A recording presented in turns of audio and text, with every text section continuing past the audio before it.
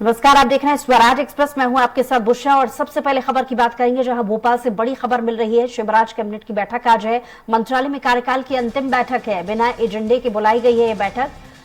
CS Iqbal Singh बैस को विदाई दी जाएगी। मंत्री समेत वरिष्ठ प्रशासनिक अधिकारी इसमें मौजूद होंगे।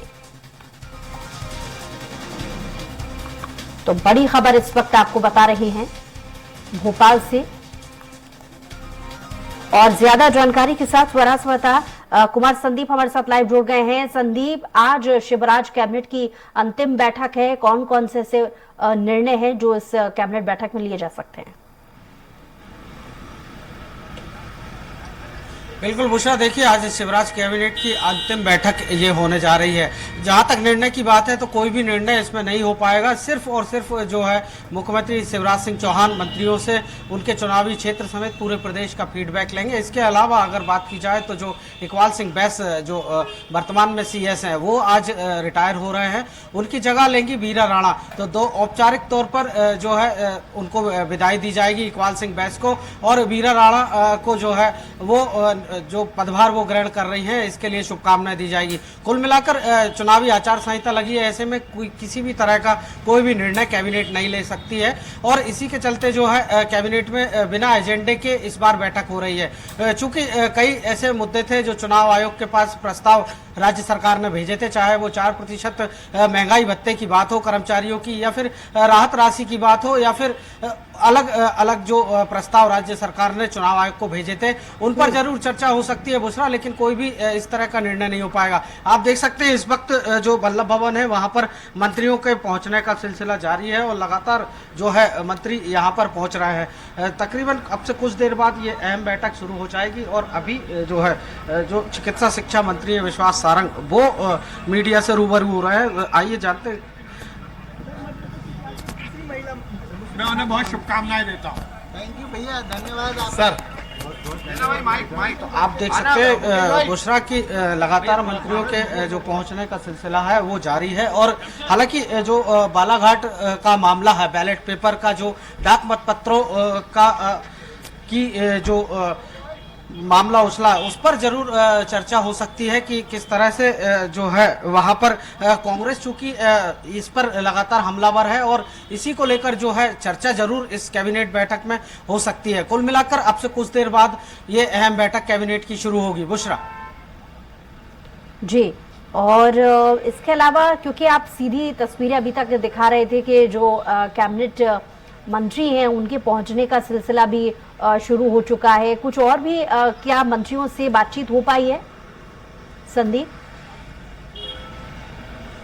जी बिल्कुल, देखिए सभी अंतिम बैठक है, ऐसे में सभी जो है शिवराज कैबिनेट के जो सदस्य हैं एक दूसरे को जो पारंपरिक तौर पर एक दूसरे को बधाई और शुभकामनाएं देते हैं। चूंकि अब मौजूदा सरकार में 3 तारीख को जब काउंटिंग हो जाएगी तो मौजूदा सरकार का के जो भी निर्णय है या प्रस्ताव है वो सभी अपने अपने विभागों के कार्यकाल के तौर पर याद करेंगे और सभी आपस में चर्चा करेंगे कि किस तरह से जो है वो उनके विभागों ने कामकाज किया है। इसी को लेकर चर्चा जो है यहाँ पर मंत्री मीडिया से भी उसी को लेकर रूबरू हो रहे हैं। हालांकि सियासत तेज है बुशरा और 3 तारीख को का सभी को इंतजार है और सरकार किसकी बनेगी इसको लेकर भी सभी मंत्री जो हैं वो भी मौजूदा मंत्री मैदान में, सिर्फ जो ओपीएस भदौरिया हैं उनका टिकट जरूर काटा गया है। तो ऐसे में देखने वाली बात ये होगी कि सभी मंत्री क्या फीडबैक जो है वो यहाँ पर मुख्यमंत्री शिवराज सिंह चौहान को देते हैं। साथ ही साथ जो नए सीएस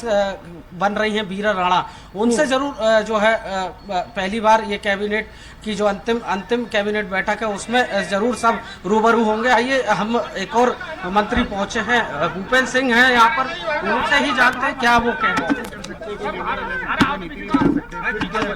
अधिकारियों पर दबाव बनाने के लिए कैबिनेट मीटिंग बुलाई गई। देखिए, कांग्रेस हार के बहाने ढूंढ रही है और एक सामान्य परंपरा है, ये हमेशा होता रहा, इसमें नई बात कौन सी है। और आज भी कैबिनेट होगी और 3 तारीख के बाद भी फिर से कैबिनेट होगी।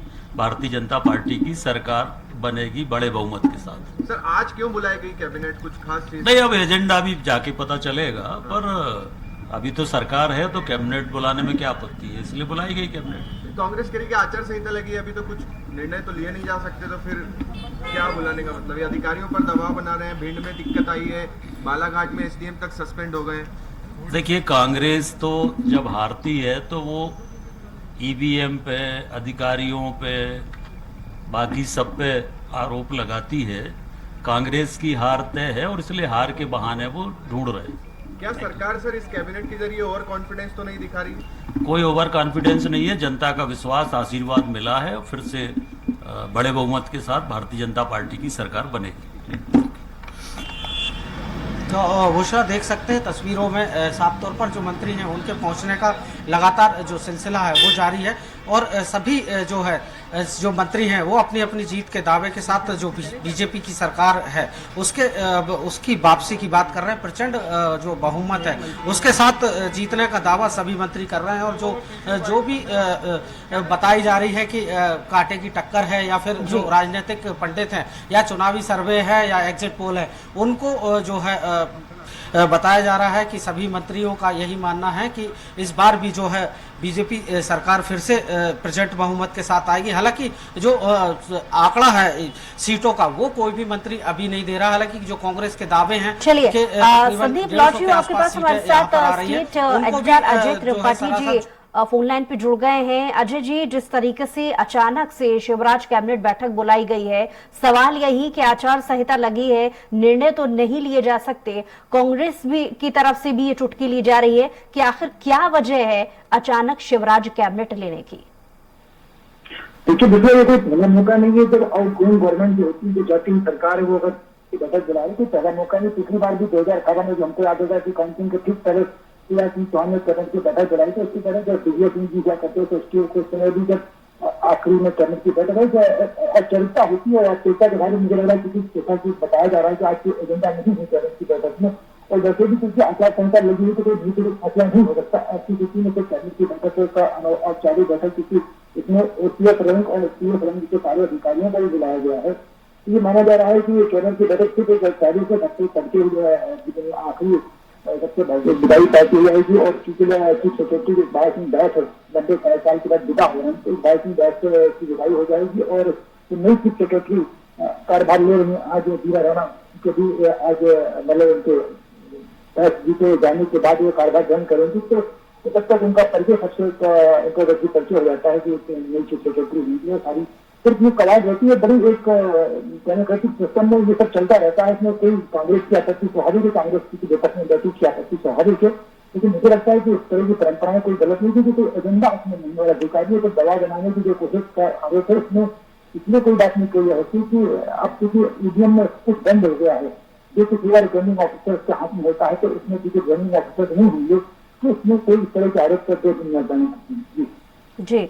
अजय जी, क्योंकि लगातार हमारे संवाददाता हमें जानकारी जो पहुंचा रहे हैं कि शिवराज कैबिनेट को लेकर के जब मंत्रियों के पहुंचने का सिलसिला जब वल्लभ भवन शुरू हो चुका है तो अलग अलग मंत्रियों से भी जब बातचीत हमारे संवाददाता ने की तो जवाब यही आ रहा है कैबिनेट से इतर हटके कांग्रेस की इस टिप्पणी को लेकर के इस औपचारिकता के लिए भी एक अलग से आचार संहिता को देखते हुए भी शिवराज कैबिनेट बुलाने की आवश्यकता नहीं थी। बालाघाट के हालांकि मामले को भी उठाने की जब कोशिश की गई तो मंत्री इस सवाल से बचते हुए नजर आ रहे हैं। इस पूरे सिनेरियो को बतौर एक राजनीतिक घटनाक्रम आप किस तरीके से देखेंगे अजय जी?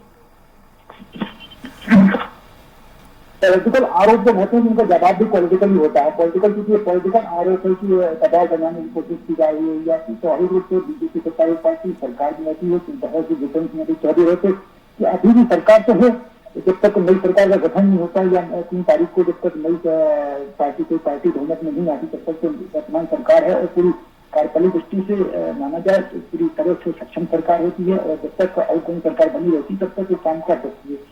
ऐसी स्थिति में मंत्रियों का आरोप की बालाघाट के मुद्दे को जो भी इलेक्शन में डिसीजन लेना है वो पॉलिटिकल डिसीजन नहीं होना है, इसमें ना कोई प्रशासनिक डिसीजन होना है। बालाघाट का मामला भी जैसे है या बाकी जो जहाँ आरोप लग रहे हैं इसमें बीच में क्योंकि सब कुछ इसमें जब तक चुनाव आचार संहिता लगी होती है तब तक सारा का सारा सिस्टम चुनाव आयोग के पास रहता है और चुनाव आयोग भी इसका कार्यकारी प्रमुख होता है। तो जो डिसीजन लेना है चुनाव आयोग को लेना। तो ऐसे में इस तरह के सवाल या आरोप प्रत्यारोप चलते रहेंगे तो पॉलिटिकल जवाब भी आता रहेगा। फिर एक प्रशासन बात सरकार भी नहीं कर सकती है और विपक्ष भी नहीं कर सकता है। इसलिए जो भी करना है वो विपक्ष के आरोपों पर, विपक्ष के ज्ञापन पर या किसी भी पार्टी के, बीजेपी ने बहुत सारे आरोप लगाए। अटेर में मतदान केंद्र गर्भी पोलिंग की मांग की, कभी बीजेपी ने जो अरविंद भगोरिया सहकारिता मंत्री उनका कंस्टेंसी है वो, और बीजेपी ने मांग की। इस तरह की तमाम मांगे दोनों तरफ से, इसका जवाब पॉलिटिकल इंडोर से ही बनता है, कोई प्रशासनिक जवाब इसका नहीं आ सकता। जी चलिए, बहुत शुक्रिया हमारे साथ जुड़ने के लिए, तमाम बातचीत के लिए अजय जी।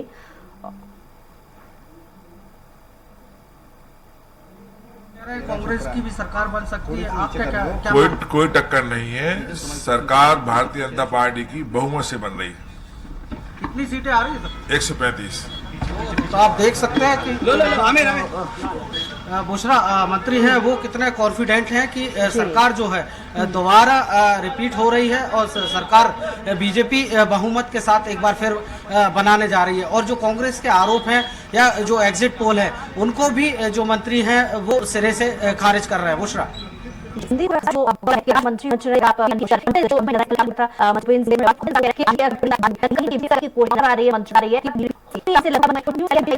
बुशरा जिस तरह के जो सवाल जवाब है वो यहाँ पर लगातार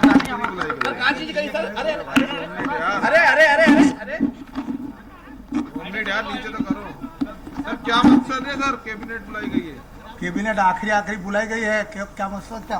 आज हमारे मतलब वो कमिश्नर भी वो होने जा रहे नहीं, इसलिए बुलाई गई। अच्छा, क्या लग रहा था 3 दिसंबर भी आने वाला है? बिल्कुल मध्य प्रदेश में सरकार बनेगी भाजपा की। कांग्रेस तो आरोप लगा रही है अरे सर, भाई, दबाव कहीं का बनाने के लिए बुलाई गई कैबिनेट। हवा से कहीं मतलब नहीं है।